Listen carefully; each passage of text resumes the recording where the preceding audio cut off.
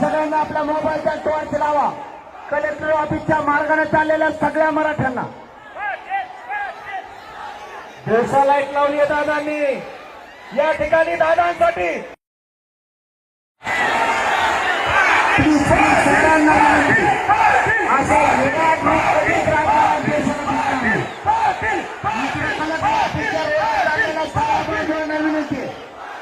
सगळ्यांना आपल्या मोबाईलचा टॉर्च लावा.